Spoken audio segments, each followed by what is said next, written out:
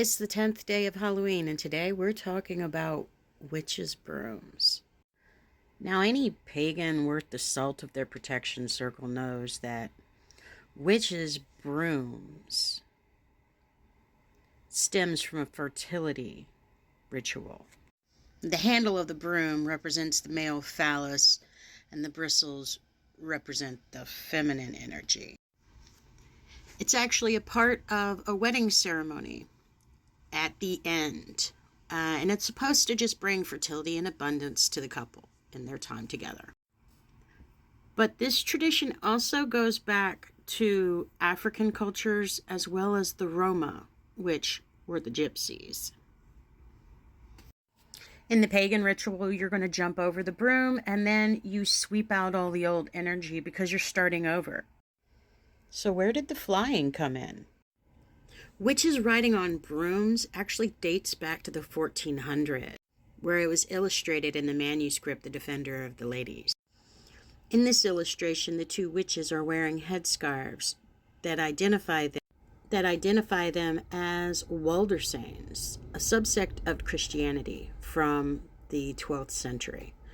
They were actually branded as heretics by the Catholic Church because they allowed women to be priests. Some pharmaceutical historians will say that the flying aspect comes from hallucinogenic plants that were being consumed or coming in contact. And with ingredients like deadly nightshade, henbane, Jimson weed, and mandrake, there are lots of alchemical possibilities there. Because many of these ingredients are poisonous, consuming them would cause intense intestinal issues, discomfort, or even death. But absorbed topically through the skin, many of these things provided properties on the hallucinogenic end of the spectrum. Depending on what skin that was exposed to, those effects could be felt differently. On more sensitive skin, it would be felt more powerfully. A lot of historians sum it up to just an ointment or a salve that's being rubbed on an object and during ceremony experiencing that sort of effect.